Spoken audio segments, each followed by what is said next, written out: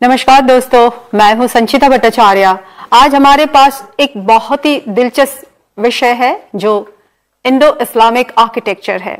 विषय है painting. Indo Islamic architecture के बारे में हम क्या जानते हैं, पहले हम जानें। इंडो इस्लामिक आर्किटेक्चर भारतीय उपमहाद्वीप की वास्तुकला है जिसे इस्लामिक संरक्षकों और उद्देश्यों के लिए बनाया गया। दोनों प्रकार की इमारतों में अनिवार्य रूप से एक ऊंचे गुंबद के नीचे एक ही बड़ा स्थान होता है और पूरी तरह से अलंकारिक मूर्तिकला से बचना चाहिए, जो हिंदू मंदिर वास्तुकला के लिए महत्वपूर्ण है।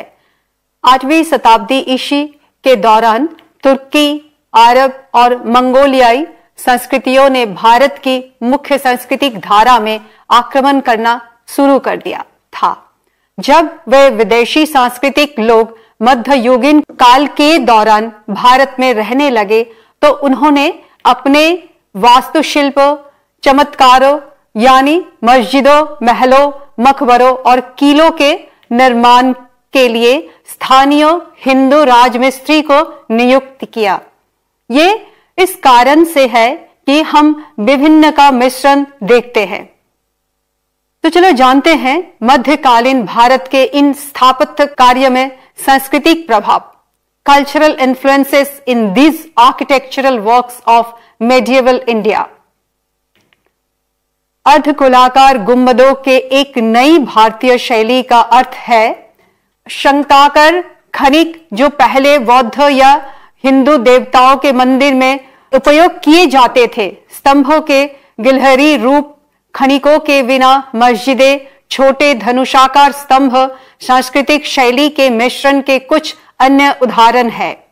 इस पाठ में मध्यकालीन भारत के केवल कुछ स्मारकों के उदाहरण लिए गए हैं जिसमें इंडो इस्लामिक आर्किटेक्चर की कला में विभिन्न सांस्कृतिक प्रभावों का मिश्रण अच्छी तरह से स्थापित है। इंडो इस्लामिक वास्तुकला की विशेषता क्या है?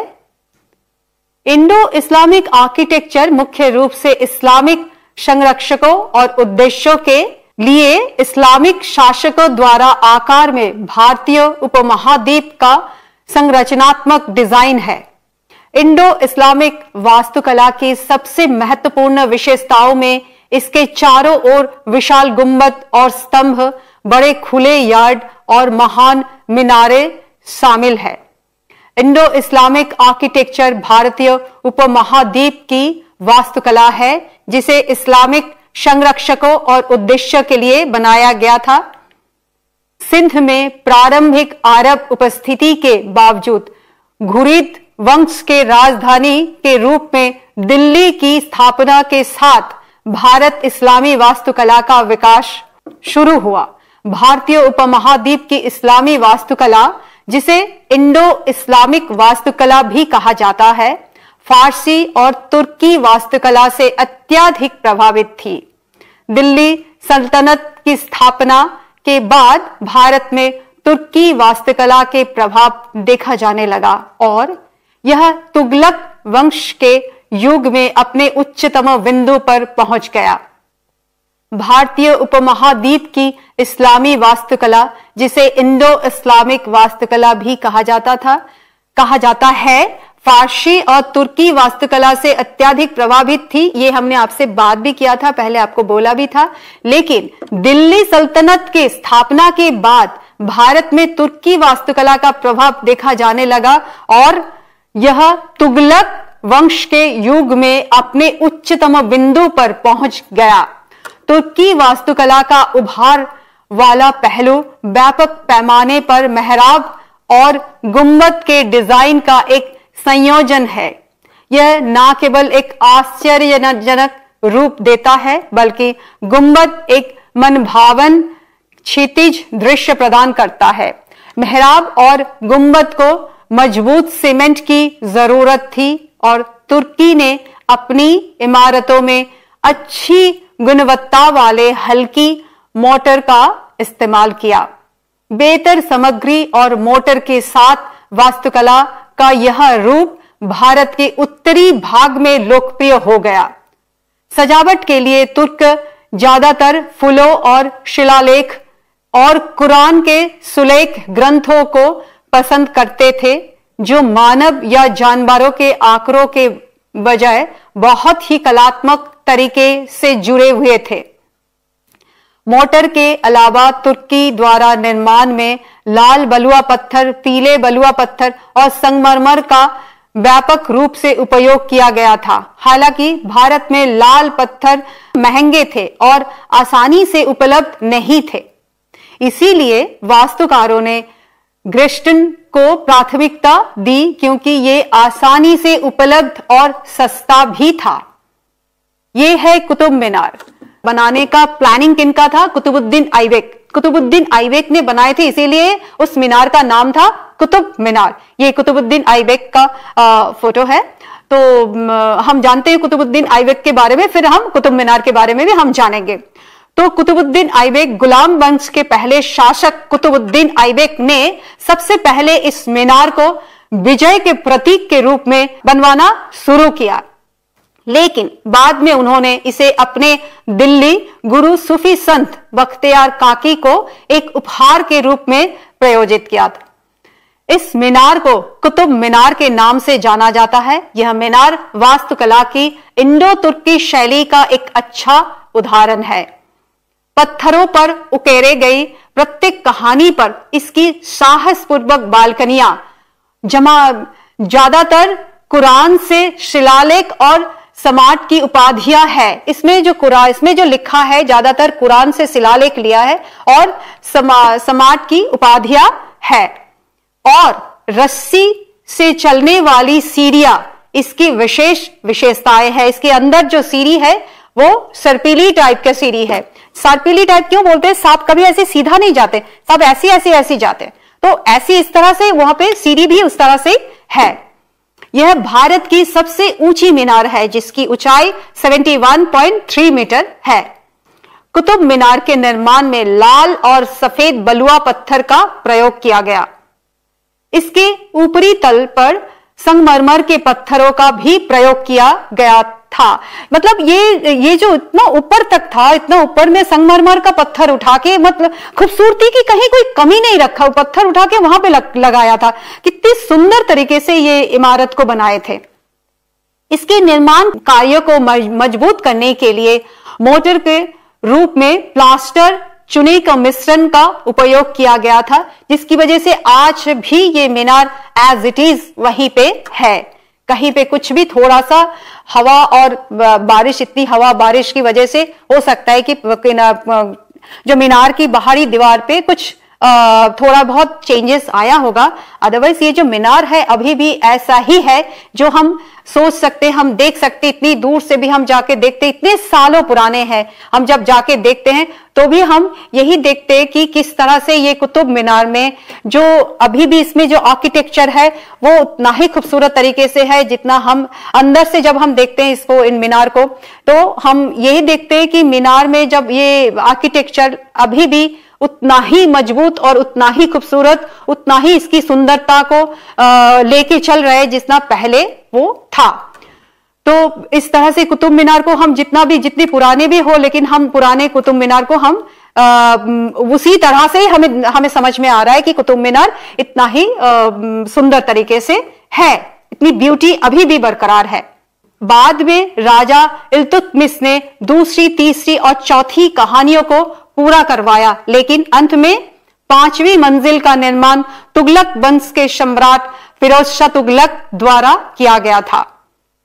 ये कुतुब मीनार की दूसरी चित्र है, आपके सामने है। इसलिए मैंने ये बीच वाला चित्र जो है, इसमें डिजाइन और इसमें आर्किटेक्चर का जो ब्यूटी है, ये आप अच्छी तरह से समझ सकते हो, देख सकते हो, कहीं कुछ कमी नहीं है। एक छोटा छोटा माइन्यूट वर्क है और सारे जगह पे इसको फैलाया गया है डिजाइन को, और सुंदर तरीके से जो इसमें जो कलर, जो जिस तरह से इसमें जो पत्थर से, लाल पत्थर से, सफेद पत्थर से जिस तरह से इन्होंने किया था, कहीं कैलकुलेशन की कोई कमी नहीं है। जहां पे लाल पत्थर है वहां पे लाल पत्थर लगाया, जहां पे सफेद है सफेद लगाया, एकदम टॉप में संगमरमर का पत्थर, जैसे मार्बल स्टोन को हम संगमरमर का पत्थर बोलते हैं, तो वो लगाया, उसमें भी डिजाइन किया, उसमें भी कारीगरी किया, कहीं कुछ छोड़ा नहीं आर्टिस्ट ने।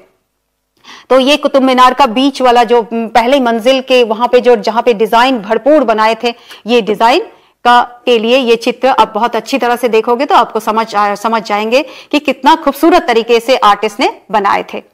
कुतुब मीनार ऐतिहासिक रूप से कुतुब मीनार अद्वितीय है। 17वीं शताब्दी तक दक्षिण एशियाई इस्लामी डिजाइन में ये मीनारें असामान्य थी। यह अंतराल भारत में विशिष्ट मुख्य पूर्वी शैली को धीरे धीरे अपनाने का कारण है। यह मुख्य मस्जिद से भी अलग है। यह दर्शाता है कि कैसे मूल संस्कृति ने मध्य पूर्व संरचना के डिजाइन को प्रभावित किया।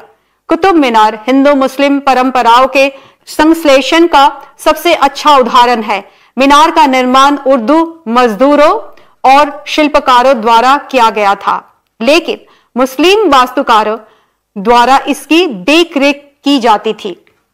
कुतुब मीनार की ऊंचाई 72.5, कहीं कहीं कुछ ऐसा है कि 71 पॉइंट, कोई बोलते 71.5 और 6, कहीं ये बताया गया 72.5। मतलब ये मीनार को इतना बड़ा मीनार है जो अप्रोक्सीमेट ये 71-72 मीटर हाई है।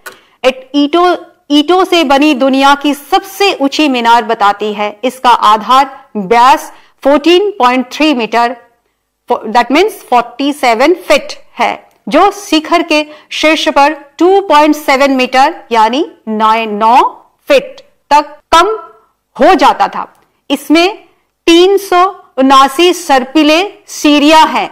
सर्पिल सीढ़ियां है 379, नीचे से लेके ऊपर तक 379 सर्पिले सीढ़ियां बनाना कोई आसान चीज नहीं है, और वो भी उस टाइम पे जब हमारे पास इतना टेक्नोलॉजी, इतना साइंटिफिक वे में इतना एडवांस नहीं था। टेक्नोलॉजी या साइंटिफिकली हम इतना एडवांस नहीं थे। उस समय पे इतनी सुंदर तरीके से जो सीढ़ियां बनाए थे वो बाकी काबिल तारीफ है। मीनार उच्च से केवल 65 सेंटीमीटर से अधिक झुकी हुई है, जिसे सुरक्षित सीमा के मीनार माना जाता है। कुतुब मीनार को इंडो इस्लामिक वास्तुकला का उत्कृष्ट उदाहरण क्यों कहा जाता है? यह मीनार वास्तुकला की इंडो तुर्की शैली का एक अच्छा उदाहरण है। प्रत्येक मंजिल पर इसकी साहसपूर्वक बालकनियां, पत्थरों पर नक्काशी द्वार, आरवी शास्त्र, ये ज्यादातर कुरान से शिलालेख और समाट की उपाधियां है, जो मैंने आपको पहले भी बताई थी। और रस्सी घुमावदार सीढ़ी इसकी विशेषताएं हैं। रस्सी घुमावदार सीढ़ी, जैसे रस्सी को हम ऐसी करके घुमाएंगे तो जैसे उसका शेप होती है, जैसे शर्पिले होती है, वो उसको किसी तरह से आप वर्णन करो, वो ऐसे ही हमें पता चलेगा कि इसको ऐसे ऐसे करके सीढ़ी उसकी विशेषता है। और वो सीढ़ी नीचे से लेकर ऊपर, ये नहीं कि जमीन पे बनाए, नीचे से लेकर ऊपर तक, और वो भी अंधेरा, अंदर का जो होता था अंधेरा था, और अंधेरे में शायद कुछ उन्होंने लाइट का बंदोबस्त किया था, और जिस तरह से उन्होंने आर्टिस्ट ने बनाए थे, बहुत दिन तक इतना उनका अच्छी तरह से बनाए थे। तो आर्टिस्ट का अपने सब्जेक्ट पे कितना स्किल था ये पता लगता है। कुतुब मीनार कई मीनारों और निर्मित द्वारों के लिए एक प्रेरणा और प्रोटोटाइप थी। चांद मीनार और मिनी कुतुब मीनार से मिलती जुलती है और इससे प्रेरित है।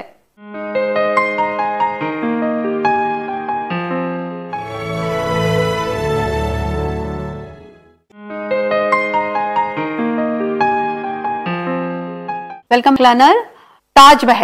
ताजमहल भी एक इंडो इस्लामिक आर्किटेक्चर का एक बहुत ही अच्छा एग्जाम्पल है। ताजमहल की खूबसूरती के बारे में हम जितना भी बताएं उतना कम है।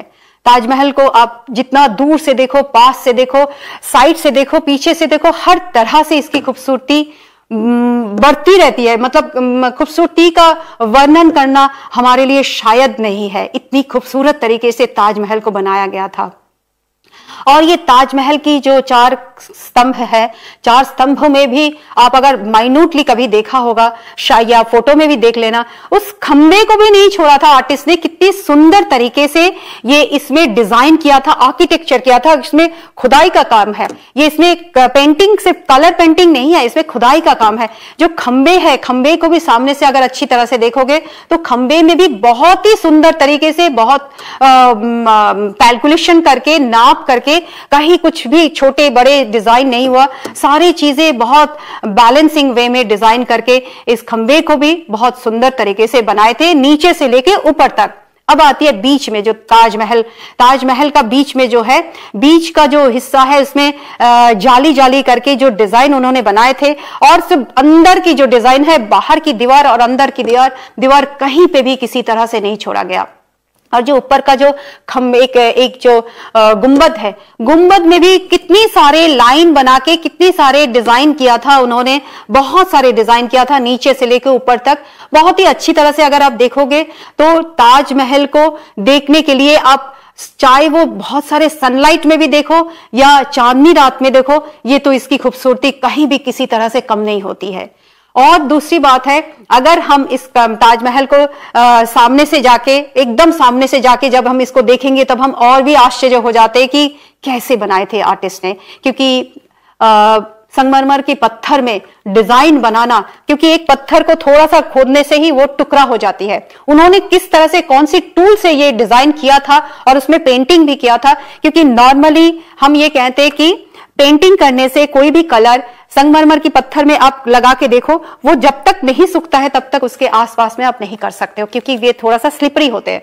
अब स्लिपरी के जगह पे ड्राइंग कलर रुकता कम है, और इसीलिए हम ये कहते हैं कि ये जो संगमरमर के पत्थर में उन्होंने जो डिजाइन किया है, जो आर्किटेक्चर उन्होंने किया है, जितनी सुंदर तरीके से उन्होंने किया है, सारे आर्टिस्ट को बिल्कुल ये कह सकते हैं कि कितनी मास्टरी थी अपने विषय पे।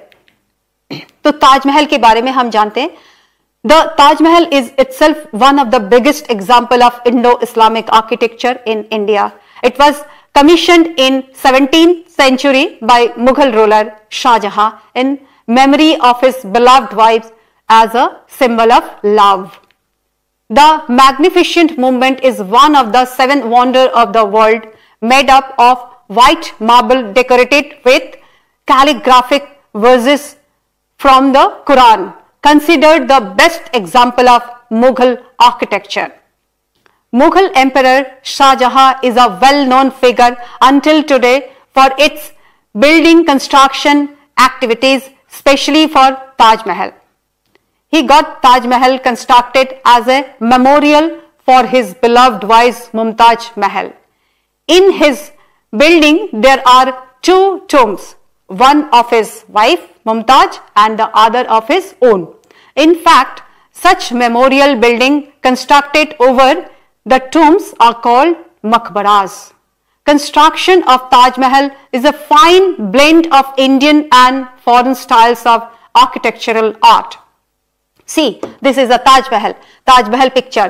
और ये ताजमहल का पिक्चर है दिन की सनलाइट में, जब सन एकदम से बहुत ज्यादा हमें सनलाइट आ रही है इसमें ताजमहल में, जैसे दोपहर के टाइम पे, तो ताजमहल की खूबसूरती चाहे वो रात का हो चाहे वो दिन का हो, ताजमहल की खूबसूरती एज इट इज है। और उसकी जो बाहर जितनी दूर से देखो, क्योंकि व्हाइट एकदम से दूर से भी हम देखते तो कहीं कहीं हमें नजर में नहीं आता कि इसे डिजाइन कैसा है, लेकिन इसमें जो डिजाइन उन्होंने बनाए हैं आर्किटेक्चर ने, आर्टिस्टों ने, सारे डिजाइन को हमें दूर से ही पता लग रहा है। फोटो में ही इतना अच्छा लग रहा है तो सामने से कितना अच्छा लगेगा। ताजमहल में जैसे ये दिन का पिक्चर है, चित्र है ताजमहल का, इसमें भी इसकी सुंदरता, इसमें भी इसकी हर चीजें, डिजाइन सारे नजर आ रही है। अब देखते हैं ताजमहल पूर्णिमा में जो रात के समय पे ताजमहल की चित्र देखने लायक होती है। एक रात में पूर्णिमा के साथ ताजमहल का सबसे आकर्षक दृश्य देखा जा सकता है। ये देखने के लिए बहुत दूर दूर से लोग आते हैं ताजमहल को देखने के लिए। पूर्णिमा के रात में वो दृश्य इतना ही सुंदर होता है, इतना ही आश्चर्यजनक होती है, जो कभी मन से नहीं जाती है। तो ये पूर्णिमा की रात में ताजमहल की दृश्य है। तो ताजमहल को किसी तरह से ही देखो, दिन में देखो, रात में देखो, दोपहर में देखो, सुबह मॉर्निंग में देखो, कभी भी देखो, उससे कोई भी फर्क नहीं पड़ता। ताजमहल बहुत ही सुंदर तरीके से हमेशा इसकी खूबसूरती बरकरार रहती है, इसकी ब्यूटी हमें हमेशा ही सुंदर लगते हैं, आकर्षण करता है। राजस्थान में मकराना की खदानों के सफेद संगमरमर का पत्थर ताजमहल के निर्माण के लिए लाया गया था और इसके निर्माण कार्य को मजबूत करने के लिए चूने के प्लास्टर का उपयोग मोटर का रूप में किया गया था। शाहजहां ने 1628 से 1658 ईस्वी तक शासन किया और इस अवधि के दौरान इसने ताजमहल के निर्माण के लिए 22 साल बिताए। इस भवन का मुख्य रूप से लेआउट, इसके विभिन्न भागों के अनुपात और सुंदर आरवी शिलालेख पर विशेष रूप से और जोर दिया गया है। ज्यामितियों, डेकोरेटिव मोटिव्स और कुछ अन्य निर्माण संबंधी पहलू जैसे क्यूबिकल, ब्रैकेट, बेसमेंट की डिजाइनिंग और मंच का उच्च स्तर वास्तुकला की भारतीय शैली के कुछ बेहतरीन प्रतिनिधित्व है। यह है गुल गुंबद। गुल गुंबद को कितनी सुंदर तरीके से डिजाइन किया है, एक सुंदर सा ट्रेडिशनल लुक देखने को लगता है। बहुत लगता है बहुत प्राचीन कोई एक इतना सुंदर इमारत है जिसमें इसकी खूबसूरती अभी भी बरकरार रखा है। तो ये भी एक इंडो इस्लामिक आर्किटेक्चर का बहुत अच्छा एग्जाम्पल है। गुल गुंबद का ऊपर का गुंबद जो है ये बहुत ही सुंदर तरीके से बनाया है। यही है इंडो इस्लामिक आर्किटेक्चर का, यही है मेन आइडेंटिटी। हम कह सकते हैं कि हर इमारतों के ऊपर एक गुंबद हमें मिलता है, देखने को मिलता है और हमेशा खंबे होते हैं, इसके चारों ओर खंबे होते हैं। बहुत सारे इस तरह की आइडेंटिटी रहता है, बहुत सारे इस तरह से फीचर्स रहती है, मेन फीचर्स रहती है जिसे हमें पता लगता है कि ये इंडो इस्लामिक आर्किटेक्चर का एग्जाम्पल है। और गुल गुंबद का आप देखिए जरा कितनी सुंदर ये जो वॉल बनाया है, इसमें जो खंबे बनाया है, खंबे को कितना ज्योमेट्रिकल शेप में डिजाइन किया है। नीचे से लेकर ऊपर तक कहीं आपको नहीं लगेगा कि ये डिजाइन कहीं कम कहीं ज्यादा, ऐसा नहीं है। बहुत सुंदर तरीके से इसमें डिजाइन किया है। गुल गुंबद के बारे में हम जाने, 14वीं शताब्दी ईस्वी के दौरान विशेष रूप से दक्षिण भारत में कई छोटे राज्य में, इनमें से एक राज्य को बहमनी साम्राज्य के नाम से जाना जाता है। भारतीय स्थापत्य शैली के अलावा बीजापुर के गुल गुंबद में मिस्र, तुर्की और फारसी वास्तुकला का भी प्रभाव था, जिसे ब्राह्मण राजा ने बनवाया था। गुल गुंबद का ये जो चित्र है, इस चित्र में आप देखिए जरा नीचे से सीढ़ियां, कितनी सारे सीढ़ियां जा रही है ऊपर जाने के लिए। तो ये जो गुंबद बनाए हैं कहीं हमेशा ये ऊपर की ओर दिखाने के लिए, ऊपर की तरफ दिखाने के लिए, ये सीढ़ियों से ऊपर जाने, मतलब हर तरीके से इसको दिखाने का जो स्टाइल है, हर तरीके से ये जो बीच में एक कुछ ये जो जैसे बीच का जो एक कोर्टयार्ड बनाए हैं, कोर्टयार्ड में एक सीढ़ी टाइप का, मतलब सुंदर से हर तरह से इसकी ब्यूटी को बढ़ाने के लिए जितनी सारे हो सकता है कि डिजाइन इसमें डालते गए थे। गुल गुंबद के निर्माण में समर्थित ईंटे के उपयोग किया गया है, जिसमें चूने की प्लास्टर के सीमेंट किया गया है। गुल गुंबद के निर्माण में एक ऐसी बहुत सारे जो गुल गुंबद का इस तरह से बहुत सारे निर्माण किया गया था। जैसे गुल गुंबद को हम अगर देखते हैं तो बहुत सारे इस तरह से देखने को ये मिलता है कि गुल गुंबद में ऐसी एक गैलरी है, जिस गैलरी को हमें लगता है कि ये विस्परिंग गैलरी कह सकते हैं। उसके बारे में भी हम बात करेंगे। ये बीजापुर के मोहम्मद आदिल शाह ने 17वीं शताब्दी के जो एडी में गुल गुंबद का निर्माण किया। यह कर्नाटक का बीजापुर शहर में स्थित है। कभी अगर कर्नाटक जाएंगे तो आप जरूर देख के आना। ये गुल गुंबद बहुत ही अच्छा एग्जाम्पल है इंडो इस्लामिक आर्किटेक्चर का। यह है उसका विस्परिंग गैलरी। इस गैलरी का खासियत यह है, इसमें अगर आप अंदर में जाके कोई हल्का सा बात करेंगे, छोटा सा कोई हल्का सा धीरे से बात करेंगे तो ये बहुत दूर तक गूंजता है, बहुत दूर तक सुनाई देता है। और अगर आप इस विस्परिंग गैलरी में आप जाएंगे, आपको लगेगा कि आपके बगल में ही कोई बात कर रहा है, लेकिन आप आसपास में देखोगे तो कोई है ही नहीं। तो ये इसकी विस्परिंग गैलरी तब के समय पे इस तरह से सम्राट ने बनाए थे कि कोई भी किसी तरह की कोई साजिश कर रहे, कोई प्लानिंग कर रहे, तो वो सबको समझ में आ जाती थी। तो ये इस तरह से सम्राटों का कितनी प्लानिंग था, कितनी अच्छी तरह से उन्होंने बनाए थे, ताकि किसी तरह से कुछ भी चीजें हमारा ऐतिहासिक जो इंपॉर्टेंस है कहीं तरह किसी तरह से वो खत्म ना हो जाए, कहीं उनकी प्लानिंग या उनके बारे में किसी तरह से बाहर बात ना पहुंच जाए, अंदर की बातें। तो इस तरह से ये जो विस्परिंग गैलरी है, विस्परिंग गैलरी में हल्का सा हमने जब गए थे, इसमें जाके खड़े होके हमने हल्का सा बात किया था। तो ये बाहर में जाके, हम बाहर में भी हमारे फ्रेंड सर्कल थे, तो वो कह रहे थे कि तुम इतनी से, हमने तो हल्का सा बात किया था क्योंकि वहां तक जाके बहुत अच्छी तरह से उनको सुनाई दिया, बहुत दूर तक इनकी बातें पहुंचती है। ये गैलरी का डिजाइन ही ऐसा बनाए थे ताकि ये बहुत दूर तक ये पहुंचे। ये गैलरी में जो आप देखिए जरा, इसमें डिजाइन, अंदर की डिजाइन आप देखिए, ऊपर का जो डिजाइन उन्होंने बनाए थे, बहुत सुंदर तरीके से ये डिजाइन बनाए थे। एकदम छत का जो डिजाइन बनाए, कहीं कुछ हमें नहीं लग रहा है कि कहीं कुछ कैमरा लगा है, कहीं कुछ भी लगा है। अभी तो हमें देखने के लिए कैमरा चाहिए होती है, बहुत सारी टेक्नोलॉजी आ गया, हमारे लिए बहुत आसान हो गया है हमारे जीवन को संभालने के लिए, हमारे जीवन, हमें अपने आप को संभालने के लिए। लेकिन उस टाइम पे ये जो गैलरी उन्होंने बनाए थे, कितना साइंटिफिकली बनाए थे या साइंटिफिक वे में बनाए थे, जिसकी वजह से इसमें कोई भी इस तरह की इलेक्ट्रॉनिक्स चीजें है नहीं, लेकिन अगर अंदर कोई भी बात हो, हमें बहुत दूर तक ये बातें पहुंचती है। तो आइए विस्परिंग गैलरी के बारे में हम थोड़ा सा जानें।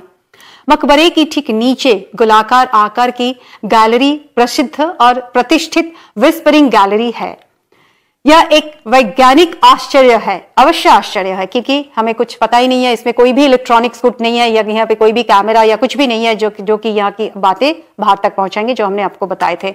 बस थोड़ी सी फुसफुसाए और आवाज तेज हो जाएगी और गुंबद को पार काफी दूर तक पहुंचती है और लोग उन्हें स्पष्ट रूप से सुन सकते हैं। शुद्ध धीरे से हल्का सा बोलेंगे, लेकिन स्पष्ट रूप से वो सुन सकते हैं। ध्वनि द्वारा तय की गई दूरी का अंदाजा लगाने के लिए मान ले कि 40 मीटर्स अविश्वसनीय है ना।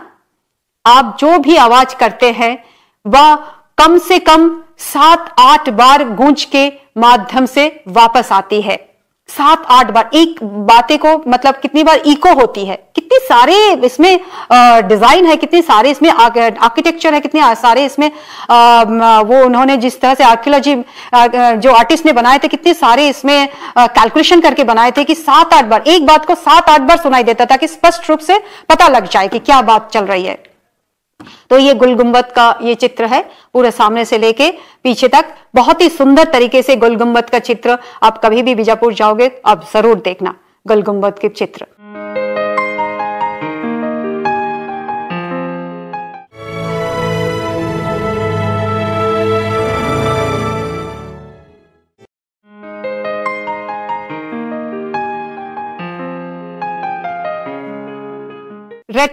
रेड फोर्ट भी एक इंडो इस्लामिक आर्किटेक्चर का एक बहुत ही अच्छा एग्जाम्पल है। रेड फोर्ट आप लोगों ने देखा होगा या चित्र में देखा, या कभी कोई आप लोगों ने, बहुत सारे लोग हो सकते हैं कि आप जाके भी देख चुके हैं। ये जो गुंबद होता है ना, गुंबद होने से ही आपको पता लगेगा कि ये इंडो इस्लामिक आर्किटेक्चर का एक बहुत ही अच्छा एग्जाम्पल है। तो रेड फोर्ट के बारे में अगर हम बात करें तो रेड फोर्ट तो नाम से ही पता लगता है कि रेड फोर्ट, रेड कलर का फोर्ट, लाल रंग का फोर्ट। फोर्ट का मतलब है वहां पे राजा रहते थे और इसमें चारों तरफ से ये जो नाला बनाए थे, जो जिसको क्रॉस करके वहां पे जाना पॉसिबल ही नहीं था उस समय पे, क्योंकि पानी उसमें भरपूर रहता था और इतना डीप था किसी को पता ही नहीं लगता था। क्योंकि उसमें अगर नाले में जाएंगे, कोई शत्रु अगर आक्रमण करते थे, वो नाले में जाएंगे तो डूब जाएंगे। मतलब साइंटिफिकली वे में बनाते थे तो जाके उसमें उसको कोई खराब ना कर दे, कोई शत्रु आके खराब कर देंगे, इस तरह की कोई भी चीजें नहीं है। चारों तरफ से इसकी सेफ्टी बनाने के लिए उस समय के राजाओं ने, बादशाहों ने कितनी सुंदर तरीके से हर एक चीज का डिजाइन बनाए थे, हर एक चीज को सुंदर। सिर्फ यही नहीं कि इसको सेफ्टी, इसकी सुंदरता का भी हम जितनी भी बात करें उतना ही कम है। अंदर दीवानी आम, दीवानी खास, हर जगह पे सुंदर तरीके से रानी महल, राजा जहां पे रहते थे, राजा का जगह, हर जगह पर बहुत ही सुंदर तरीके से बनाए थे। और ये देखिए दूसरा चित्र है रेड फोर्ट का। तो लाल किले के बारे में हम जानें। लाल किला पुरानी दिल्ली का एक ऐतिहासिक किला है। बादशाह शाहजहां ने 12 मई 1638 को लाल किले का निर्माण का काम शुरू किया, जब उन्होंने अपने राजधानी को आगरा से दिल्ली स्थानांतरित करने का फैसला किया था। मूल रूप से लाल और सफेद इसके डिजाइन का श्रेय वास्तुकार उस्ताद अहमद लाहौरी को दिया जाता है। जिन्होंने ताजमहल का निर्माण भी किया था। किला शाहजहां के अधीन मुगल वास्तुकला में शिखर का प्रतिनिधित्व करता है और भारतीय परंपराओं के साथ फारसी महल वास्तुकला को जोड़ता है। इसके खंभों और दीवारों को सोने की चित्र और कोरल जैसे कीमती पत्थर के जोड़े हुए काम से सजाया गया था। ऊपर से नीचे तक संगमरमर से बने सुंदर आयताकार मंडप का पृथ्वी पर कभी भी कोई प्रतिद्वंदी नहीं था। रेड फोर्ट का रात का समय पे रेड फोर्ट को अगर देखेंगे तो बहुत सुंदर लगता है। इस तरह से रेड फोर्ट को सजाया जाता है। रात को अगर देखेंगे तो दिन में देखो, रात में देखो। मैंने इसलिए ऐसी चित्र आपको दिखाने की कोशिश कर रही हूँ। दिन में भी आपको जैसे लगेगा, रात को भी इसकी चित्र उतना ही सुंदर लगेगा जितना दिन में लगता है, और रात को भी इसकी कलर को आपको पूरी अच्छी तरह से पता चल जाएगा। विश्व विरासत सम्मेलन लाल किले को मुगल रचनात्मक के चरमोत्कर्ष का प्रतिनिधित्व करने का रूप में दर्शाता है। किला स्थानीय परंपरा के साथ इस्लामी महल संरचना को संश्लेषित करता है, जिसके परिणाम स्वरूप फारसी, तैमूरिद और हिंदू वास्तुकला का संगम होता है। किले ने भारतीय उपमहाद्वीप के बाद की इमारतों और उद्यानों के लिए एक प्रेरणा के रूप में कार्य किया, जो नदी के किनारे शहर के तरफ 33 मीटर तक है। किला अष्टकोणीय है, जिसका उत्तर दक्षिण अक्ष पूर्व पश्चिम से अधिक लंबा है। तो संगमरमर फूलों की सजावट और किले की दोहरे गुंबद बाद में मुगल वास्तुकला के उदाहरण है, या उच्च स्तर के अलंकरण को प्रदर्शित करता है, और कोहिनूर हीरा कथित के तौर पर साज सज्जा का हिस्सा था। किला को कलाकृति फारसी, यूरोपीय और भारतीय कला को संश्लेषण करती है, जिसके परिणाम स्वरूप एक अनूठी शाहजहानी शैली है जो रूप, अभिव्यक्ति और रंग में समृद्ध है। लाल किला भारत के भवन परिसरों में से एक है, जो इतिहास और इसकी किला को लंबी अवधि को समेटे हुए 1913 में राष्ट्रीय महत्व के स्मारक रूप में इसके स्मरणोत्सव से पहले ही इसे भावी पीढ़ी के लिए संरक्षित करने के प्रयास किए गए थे। लोहरी गेट लाल किले का मुख्य द्वार है। औरंगजेब की शाहजहां के दौरान एक बर्बिकन को जोड़कर द्वार की सुंदरता को बदल दिया गया था, जिसे शाहजहां ने एक सुंदर महिला की चेहरे पर घूंघट के रूप में वर्णित किया था। What is the difference between Indian and Islamic style of architecture? क्या डिफरेंस दोनों में? भारतीय वास्तुकला सदियों से विकसित हुई थी, जिसे 3 अलग अलग चरणों में विभाजित किया जा सकता है। प्राचीन वास्तुकला, मध्यकालीन वास्तुकला, आधुनिक वास्तुकला। वास्तुकला की शैली ने केवल धर्म और संस्कृति से प्रभावित होती थी, बल्कि भौगोलिक, जलवायु, जातीय, ऐतिहासिक और भाषाई मिश्रण से भी प्रभावित होती है। इस्लामिक वास्तुकला क्या है? इस्लामिक वास्तुकला रोमन, वाइजांटिन, फारसी, मेसोपोटामिया वास्तुकला और भारतीय वास्तुकला जैसे कई स्थापत्य शैली का समावेश है। इस्लामिक वास्तुकला में भारतीय स्थापत्य शैली की मुख्य विशेषताएं क्या थी? यह देश के विभिन्न भागों और क्षेत्र में विभिन्न युगों में विकसित हुआ। इस लोकप्रिय रूप से ट्रेविड स्टाइल के रूप में जाना जाता है। मंदिर को जीवित प्राणियों की छवियों से सजाया गया था। शुभ कला के तहत पद्म, चक्र, स्वास्तिक और कलश आदि का प्रतिनिधित्व किया गया। वास्तुकला की इमारतों का पता दुनिया की पहले शहरी सभ्यता यानी सिंधु घाटी सभ्यता से लगाया जा सकता है, जो अपने नगर नियोजन और इंजीनियरिंग कौशल के लिए जानी जाती है। रॉक कट गुफाएं, मंदिर, जलाशय, महल और किला प्रमुख स्थापत्य प्रकार है। भारतीय मंदिर वास्तुकला की 3 शैलियां हैं: नगर शैली, विसरा शैली, द्राविड़ शैली। इसमें क्षैतिज और ऊर्ध्वाधर तत्व से भी कुष्ठ का उपयोग करके संयुक्त थे। विभिन्न भागों में निर्माण की विशिष्ट स्थापत्य शैली भौगोलिक, जलवायु, जातीय, नस्लीय, ऐतिहासिक और भाषाई विशेषताओं का परिणाम थी। इसमें पिरामिडानुमा आकार की केंद्रीय विमाना और साथ ही छत्ते का आकार की घुमावदार शिखर है। और इस्लामिक शैली वास्तुकला की मुख्य विशेषताएं क्या है? यह इस्लाम के आगमन के बाद विकसित हुआ, लेकिन रोमन, बैजांटिक, फारसी, मेसोपोटामियन वास्तुकला से प्रभावित था, इसीलिए इसे मेहराब स्टाइल के नाम से जाना जाता है। इस्लाम से जीवित प्राणियों का प्रतिनिधित्व निषिद्ध है, तो भारत इस्लामी वास्तुकला में सुलेख और ज्यामितीय डिजाइनों पर आधारित था। मस्जिद, मकबरा, महल और किला प्रमुख वास्तुशिल्प प्रकार है। इस्लामी वास्तुकला की 3 शैलियां हैं: ग्रीको रोमन परंपरा, पूर्वी परंपरा, मेसोपोटामिया और फारस। भारतीय शैलियां, यह इस्लामी, फारसी और भारतीय शैलियों का एक अनूठा मिश्रण है। मेहराबों और गुंबदों आदि से रिक्त स्थानों की पूर्ति की जाती है। इस वास्तुकला में वास्तुशिल्प अभिव्यक्ति आंतरिक सजावट, आंगन और ज्यामितीय डिजाइन पर केंद्रित है। जो आपने देखा होगा सारी वास्तुकला में इस तरह से ज्यामितीय डिजाइन पर यह केंद्रित है। सारी डिजाइन आप देखोगे, सारी वास्तुकलाएं आप देखोगे तो ज्यामितिक डिजाइन पर यह केंद्रित है। After studying the historical monument as given in the lesson, you might have concluded that the history of medieval India is full of so many ups and downs, on account of which a lot of cultural interaction took place, which creates a large panoramic picture in front of us. In the history of architectural art of India during medieval period, the construction of mihrabs, domes and the mixtures of cementing mortars are the gift of Turkish techniques.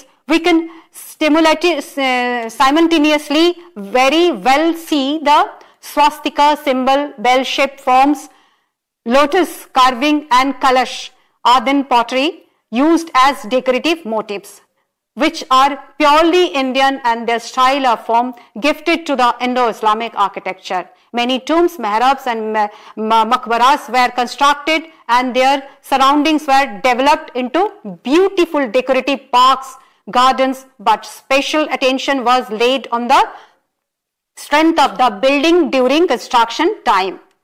So, learner, आशा है आपको ये lesson कैसा लगा, या आपको और भी कुछ जानना है इसके बारे में आप हमें जरूर बताएंगे।